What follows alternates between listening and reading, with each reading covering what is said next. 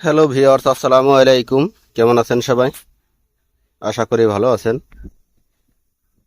Viewers, আপনাদেরকে নিয়ে এলাম আমার ছাদ বাগানে। আজকে আলোচনা করব ছাদ বাগানে কি কি ধরনের ফলের গাছ রাখবেন এবং কি ধরনের ফলের গাছ রাখা উচিত।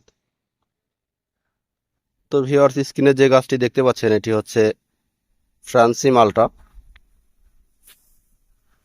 যার কথা না বললেই নয়। এটি বাংলাদেশের আবহাওয়াতে খুবই ভালো ফলন দিচ্ছে এবং স্বাদও খুব ভালো। তো ফ্রান্সি মালটা ছাদ বাগানের জন্য উপযুক্ত একটি জাত, কিন্তু অবশ্যই আপনারা বীজের চারা নেবেন না, আপনারা গ্রাফটিং এর চারা নেবেন। কারণ বীজের চারা একটু লম্বা টাইপের হয় এবং গ্রাফটিং এর চারাগুলো ঝোপালো টাইপের হয়। আর ঝোপালো না হলেও আপনারা চেষ্টা করবেন ঝোপালো করার জন্য। এবং রুট হিসেবে নিতে পারেন অরেন্টিয়াম রুট, ডগড্রেজ রুট, বিভিন্ন প্রকার রুট আছে, যার যেটা পছন্দ। এটিকে আমি 20 লিটার 18 লিটার একটি বালতিতে শিফট করে দিয়েছি। আপনারা চাইলেও ফ্রান্সি মালটা ছাদে রাখতে পারেন। এটি আপনাকে হতাশ করবে না, এটি ছাদ বাগানে পরীক্ষিত একটি জাত। তো এরপরে এই পাশে রয়েছে আরো একটি জাত। এই দেখতে পাচ্ছেন গাছটি খুবই সুন্দর। এটি হচ্ছে ভিয়েতনামি 12 মাসি মালটা। ছাদ বাগানে সবসময় চেষ্টা করবেন 12 মাসি ফলগুলো রাখার জন্য, যেন ছাদে আসার পরে কিছু না কিছু, কোনো না কোনো ফল আপনার বাগানে থাকে। দেখতে পাচ্ছেন গাছটি খুবই সুন্দর, ঝোপালো টাইপের। এবং আমি সবসময় চেষ্টা করি গাছগুলোকে ঝোপালো করার জন্য। ছাদ বাগানের গাছ ঝোপালো না হলে সুন্দর দেখায় না। তো আপনারা চাইলেও এ জাতের একটি গাছ আপনারা ছাদ বাগানে রাখতে পারেন, শোভা বাড়াবে এবং 12 মাসকাল ফল দিবে। এটিকেও আমি 18 লিটার একটি বালতিতে শিফট করে দিয়েছি। এরপরে এ পাশে আছে কিং মালটা। এটিও খেতে অত্যন্ত সুস্বাদু এবং কিং মালটা অনেক বড় সাইজের হয়। এর সাইজটা বেশ বড়, নজর কাড়ার মতো। এটিকেও আমি 20 লিটার একটি বালতিতে শিফট করে দিয়েছি। এবং আমার সমস্ত চারাগুলোই কিন্তু অরেন্টিয়াম রুটে।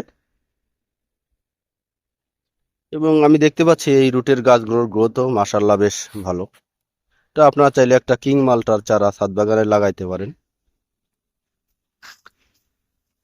এপাশে রয়েছে আরো একটি জাত, এটি হচ্ছে সিকিম মোসাম্বি। এটির কথা না বললেই নয়, এটি ফলের স্বাদ অতুলনীয় এবং জনপ্রিয় একটি জাত। গাছের গ্রোথও মাশাআল্লাহ বেশ ভালো। তো আপনারা চাইলে একটা সিকিম মোসাম্বির চারা ছাদ বাগানে লাগাইতে পারেন। এবং যদি আপনি অরেন্টিয়াম রুটে রোপণ করেন গাছটি, তাহলে কিন্তু এর স্বাদ এক্সপোর্ট কোয়ালিটির হবে এবং মিষ্টান্নতা বজায় রাখবে। এটি খুবই ভালো একটি রুট। তো আপনারা চাইলে সিকিম মোসাম্বি একটা চারাও ছাদ বাগানে রোপণ করতে পারেন। এ পাশে রয়েছে আরো একটি জাত। এই গাছটি অত্যন্ত ছোট, তাই আমি 8 লিটার বালতিতে রোপণ করে দিয়েছি। এটি রামলঙ্গান বা চায়না কমলা, অনেকে ঝুরি কমলাও বলে থাকে। এই চারাটি ছোট, তাই আমি 8 লিটার বালতিতে শিফট করে দিয়েছি। এতেও মাশাআল্লাহ এই দেখতে পাচ্ছেন গ্রোথ চলে এসেছে। তো এটি যখন আরো একটু বড় হবে আমি 20 লিটার বালতিতে শিফট করে দিব। তো আপনারা চাইলে রামলঙ্গান বা চায়না কমলার একটি জাত, একটি একটি চারা আপনারা ছাদ বাগানে লাগাইতে পারেন। এটি ছোট সাইজের কমলা, খেতে সুস্বাদু। এ পাশে রয়েছে আরো একটি, এটিও মাশাআল্লাহ বেশ ঝোপালো হচ্ছে গাছটি। এটিও ছোট গাছ ছিল, মাশাআল্লাহ খুবই সুন্দর গ্রোথ এসে গেছে, দেখতে পাচ্ছেন। এটি হচ্ছে দার্জিলিং কমলা। এই দার্জিলিং কমলাও আপনারা ছাদ বাগানে রোপণ করতে পারেন। এটিও একটি পরীক্ষিত জাত। অনেক বছর দিয়েই কিন্তু অনেক বছরই কিন্তু ছাদ বাগানে এই দার্জিলিং কমলা ব্যাপক ফলন হয়ে আসছে এবং খেতেও ভালো। তো আপনারা চাইলে একটা দার্জিলিং কমলার গাছও ছাদ বাগানে রোপণ করতে পারেন। এটি হচ্ছে পাকিস্তানি কমলা। এটিও ছোট চারা, তাই আমি 8 লিটার বালতিতে রোপণ করে দিয়েছি। তো আপনারাও কিন্তু অবশ্যই ছোট চারাগুলো ছোট বালতিতে রোপণ করবেন এবং বড় চারাগুলো বড় বালতিতে রোপণ করবেন। তাহলে কিন্তু গাছের শিকড় ব্যবস্থাপনার জন্য এবং পরবর্তীতে গাছের খাদ্য গ্রহণের জন্য গাছের জন্য খুবই ভালো হবে। তো আপনারা চাইলে একটা পাকিস্তানি কমলাও ছাদ বাগানে রাখতে পারেন। তো ভিউয়ার্স, এছাড়াও আমার কাছে মালটা, কেনু আর বিভিন্ন জাতের আনার রয়েছে। পরবর্তী ভিডিওতে অবশ্যই আপনাদেরকে সেগুলো শেয়ার করব। আজ এ পর্যন্তই।